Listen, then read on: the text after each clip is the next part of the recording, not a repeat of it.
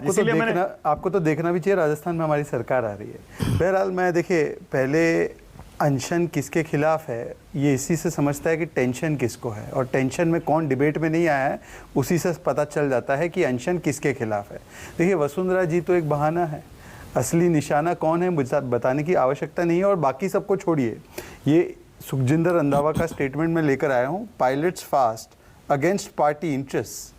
मतलब सोचिए कि किसी को समझ रहा है कि ये किसी के भ्रष्टाचार के खिलाफ है, पर जो पार्टी का मतलब सोनिया गांधी जी का और राहुल गांधी जी का ऑफिशियल ऑब्जर्वर है, खड़गे जी का तो मैं नहीं कहूँगा, उन्हीं का ऑब्जर्वर है, तो वो ऑब्जर्वर तो कह रहा है कि ये पार्टी के अर्थात गांधी परिवार के हितों के खिलाफ है। दूसरी बात मैं इनसे पूछना चाहता हूँ, देखिए आईएनसी आज क्या है? आईएनसी का मतलब इंडियन नेशनल कांग्रेस नहीं है, आई नीड चेयर है।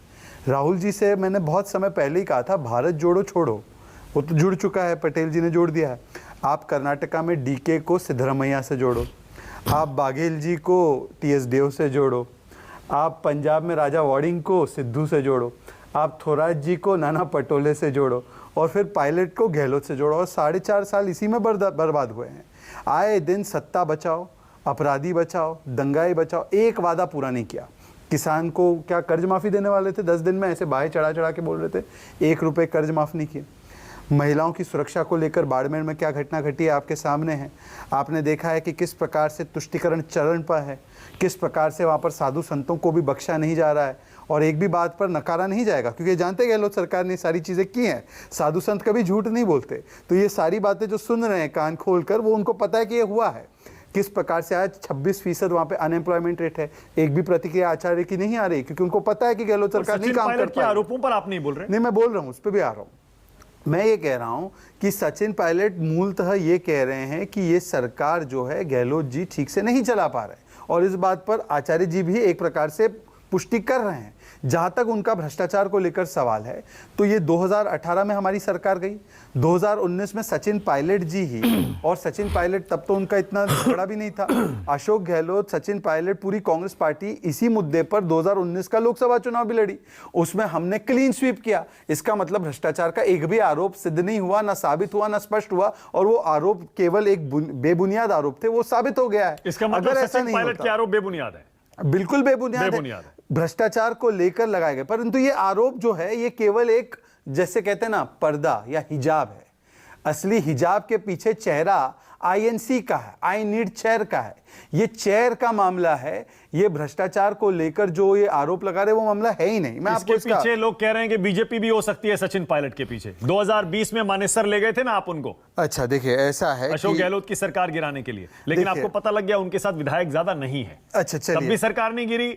अब डेस्परेशन में आपने सचिन पायलट को अनशन पर बैठा दिया। इसके 3 आपको एग्जाम्पल देता हूं। सचिन पायलट को भी हमने मैनेज कर लिया। अब ये इनसे कोई जुड़ नहीं पा रहा, जनता तो जुड़ नहीं पा रही, इनके नेता इनसे जुड़ नहीं पा रहे, इनके सहयोगी भी कहाँ जुड़े हुए हैं। पवार साहब ने अब हिंडनबर्ग रिपोर्ट को लेकर, पवार साहब ने सावरकर जी को लेकर, उद्धव ठाकरे जी ने सावरकर को लेकर क्या कहा है, उसमें भी हमारा हाथ है क्या? उसमें भी बीजेपी का हाथ है। हर जगह बीजेपी का हाथ कैसे हो सकता है? केवल इतना है कि देखिए, सत्ता की लड़ाई में इन्होंने राजस्थान के 4.5 साल बर्बाद किए हैं।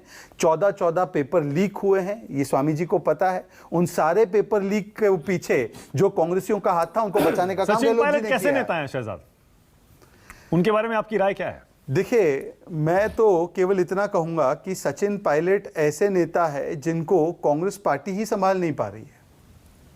ये कांग्रेस पार्टी के बारे में बयान हुआ, मैं सचिन पायलट पर पूछ नहीं, सचिन पायलट पर भी ये बयान है कि सचिन पायलट ऐसे नेता है जिनको कांग्रेस पार्टी बचा नहीं पा रही है, संभाल नहीं पा रही है।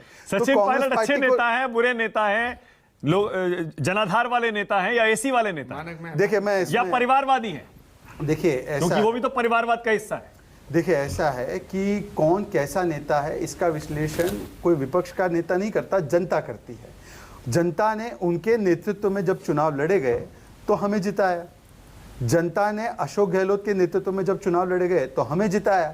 अब इससे जनता का उन पर और अशोक गहलोत पर क्या विश्लेषण है वो जनता को बता रही है। पिछला चुनाव तो उनके नेतृत्व में जब लड़ा गया था तो आप हारे ना, कांग्रेस जीती, तभी तो अशोक गहलोत सीएम है। उसके बाद भी आपका वो डिप्टी सीएम भी थे उस सरकार में जब लोकसभा चुनाव लड़े, तो उनकी सरकार नहीं थी। मैं डायरेक्ट पूछ लेता हूं, क्या बीजेपी में उनके दरवाजे खुले हैं क्या, या एनडीए में उनके दरवाजे खुले हैं और अलग पार्टी बनाते हैं? अब आए आप असली सवाल पे। क्या ऐसा उन्होंने सोचा है छोड़ने का पार्टी? पहले इनसे पूछे पार्टी छोड़ने का कोई प्लान है? अगर होता है तो पहले अरे भाई देखिए, भूमिका बन गई सारी, अनशन पर बैठ गए अपने सीएम के खिलाफ। मानक जी, जो बच्चा पैदा नहीं हुआ उसके मुंडन पे शहजाद पूनावाला नहीं बैठता है। अगर आप पहले इनसे जवाब निकलवा दो कि वो कांग्रेस छोड़ रहे हैं, तब तो मैं इस सवाल पे विचार भी करूं, पर जो उन्होंने किया नहीं उस पर मैं जवाब दूं। ऐसी भविष्यवाणी करना मेरे बस की नहीं, स्वामी जी के बस की है। तो स्वामी जी से पूछे, कांग्रेस छोड़ रहे हैं स्वामी जी, वो छोड़ रहे हैं क्या? तो देखिए, मैं सिर्फ एक आखिरी बात केवल कहूंगा। देखिए, हम मूल मुद्दे से हट रहे। मूल मुद्दा नेतृत्व, नीति और नीयत नहीं है कांग्रेस पार्टी की अपनी पार्टी को ठीक से चलाने की। इसीलिए हर जगह सचिन पायलट बीमारी नहीं है, सचिन पायलट लक्षण है। ये लक्षण अलग अलग जगह दिख रहे हैं, बीमारी कोई और है, बीमारी कुछ और है। वो बीमारी को जब तक आप जड़ से नहीं खत्म करोगे, तब तक ये लक्षण कभी सचिन, कभी शिव कुमार, कभी थोराट, कभी आचार्य, ये दिखते नहीं। पहले पंकज शर्मा